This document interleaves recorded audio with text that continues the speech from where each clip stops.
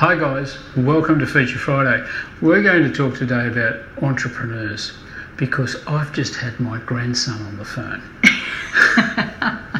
Now Brody is how old?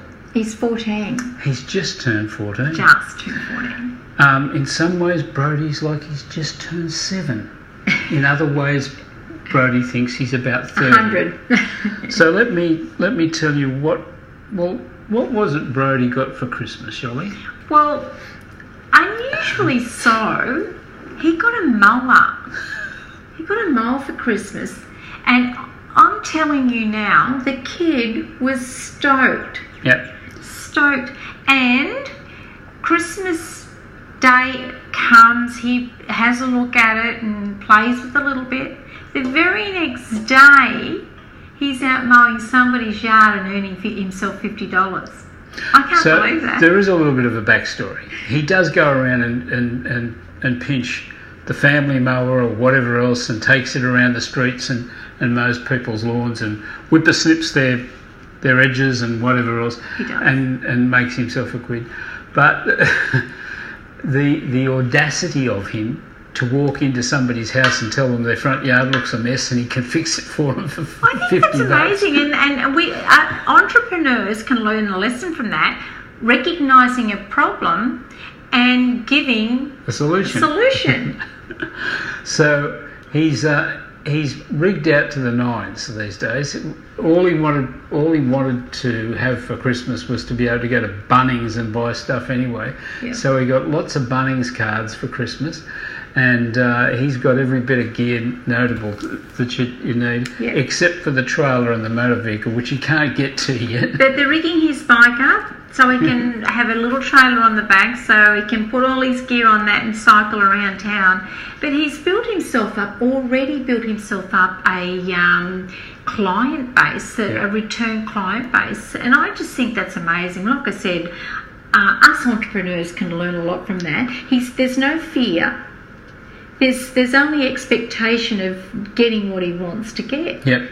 So we've spoken with him and had a bit of fun with him, and we admire what he does and the way that he goes about it. As far as schoolwork goes, he's not the sharpest kid in the class, but this is Brody's go. You don't have to be smart to make money. No, and he's at it. He's proved that. So anyway, Yoli said a couple of things to him over Christmas while we're up there, and he's just been on the phone to me now, and he wanted to know what it was she meant by what she said. And what was that? I can't remember. Well, you keep going on at him about it all the time. You've got to learn how to add some value, and he wants to know, what does that mean? He said, I'm the one that gets the money. So we just had to go through and explain to him. And it's what really gets a customer to stay with you. And we talk about this all the time. And I had to get the message across to him to go that little bit further, to point out what you've done for somebody. Exactly. And what I can remember now, because I said to him, so what else can you do besides mowing and whippersnippering? And he said, well, I don't know, I could probably water the gardens for them. I said, you could? I said, what else could you do? And he said, well, I don't know. And I said, well, what about weeding and feeding? So adding value by saying, hey, for an extra $10, I can put some weed and feed on your grass, so we'll get rid of all your weeds and you have beautiful grass going through. So teaching him to do things like that. And that's what we've got to learn to do, all of us that are entrepreneurs, keep adding value. And it doesn't even, sometimes you can throw in a freebie, and this is what I said to him. Sometimes throw in that freebie so that they can see the value in it, and then perhaps the next time they'll want to pay for it. So I said to him, maybe you should say to them, hey, I've weeded and feeded your lawn, that'll get rid of your weeds, and you'll have beautiful grass going through, and more work for him.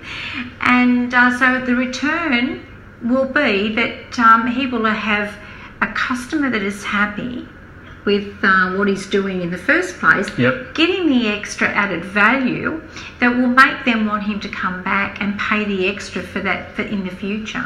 And the other thing, of course, once you've added value and once you've done the job, and this is what I pointed out to Brody, make sure you don't just go and get the $50 or the $25 or whatever your fee is for that person. Make sure you point out to them how good a job you've done.